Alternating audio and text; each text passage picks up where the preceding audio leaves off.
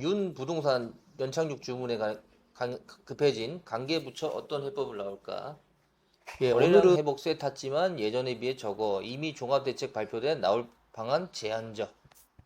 이런 내용이 나왔죠. 그래서 지금 DSR이라는 거는 대출 규제에 관한 거죠. 세제와 대출 규제 완화로 종합대책을 발표했었던 만큼 나올 수 있는 해법은 많지 않을 것이다. 대책에 한계가 있다. 이런 내용이고 LTV, 주택담보대출 비율 확대하는 등 대출과 세제를 중심으로 한 지원책을 내놨다.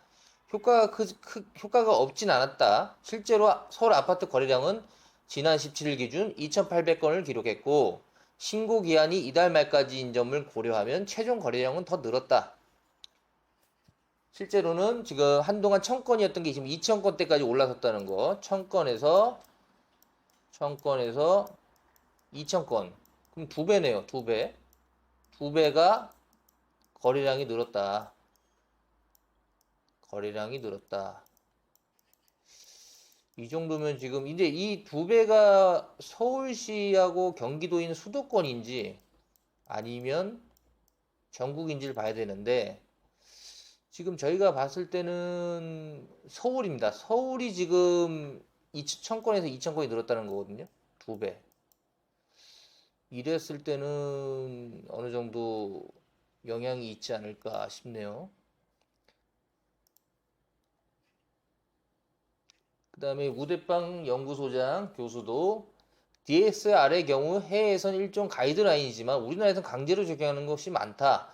금융기관이 탄력적으로 운영할 수 있도록 하는 게 유연화돼야 된다. 이런 뜻이고.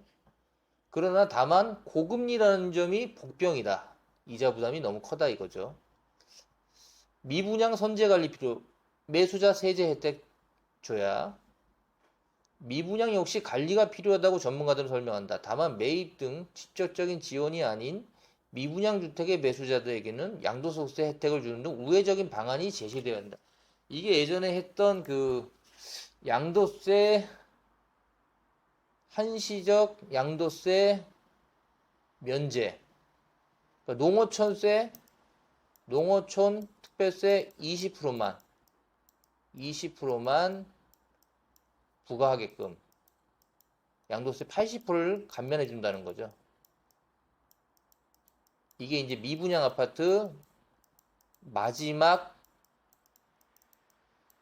최후 수단입니다. 최후 수단. 이게 나오면 거의 미분양 아파트는 없어져요. 그만큼 양도세를 인하해 주게 되면 다주택자들이 집을 살 수 있는 경우가 생긴다는 거죠. 그런 부분을 말하는 건데 이게 지금 이제 이루어진다는 건 이제 아무래도 건설사가 힘들다 보니까 미분양 아파트를 다주택자들이나 아니면 돈이 있는 사람들이 좀 사달라 이런 내용입니다. 사실은 그거는 결과적으로 양도소득세를 내가 지금 시기부터 몇 년간은 양도소득세를 한시적으로 80%를 감면해 주겠다. 뭐 50%를 감면해 주겠다. 그 가격은 본인이 냈던 가격에서 80%를 감면해 준다는 거죠. 그런 식으로 이제 면제를 해주는 방법을 마지막 최후 수단인데 이거 나온다면 이제 거의 그때는 무조건 잡으셔야 돼요. 투자 매우 좋습니다. PF는 더 이상 지원 부적절 기존 대책 확대. 그러니까 PF 같은 경우는 이제 뭐 프로젝트 파이낸싱이라 해가지고 이거를 뭐 10조 원을 빌려줬는데 이것 때문에 지금 우리나라 지금 건설사가 부실해지고 있다. 시행사들이 그런 얘기죠. 전세 사기 혜택 아닌 근절 방안 도출해야. 전세 사기 혜택 아닌 근절. 지금 전세 같은 경우는 전세자금 대출이 문제입니다. 지금 저도 봤을 때 80%까지 나오는 것 자체가 안 돼요. 이것 때문에 오히려 매매보다는 전세로 가고 또 전세하고 매매하고 대출 이자율을 다르게 하다 보니까 똑같은 가격이라도 전세로 가는 게 훨씬 이득이에요. 특히 이게 신축 빌라 같은 경우는 가격이 상승한다는 생각을 안 하니까 기대감이 없다 보니까 가격 기대감이 없으니까 전세가 훨씬 선호하는 겁니다. 전세를. 왜? 대출 이자가 싸니까. 대출 이자가 싸요. 보금자 이름 때문에. 보금자 이름. 디딤돌. 이런 제품이 많아가지고 금리가 쌉니다.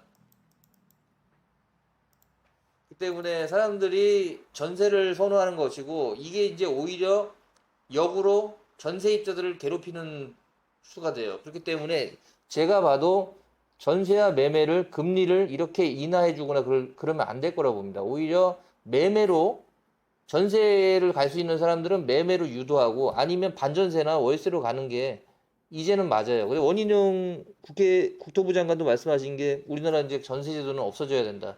제가 봐도 사건이 계속 터질 수밖에 없어요. 개선을 해야 됩니다.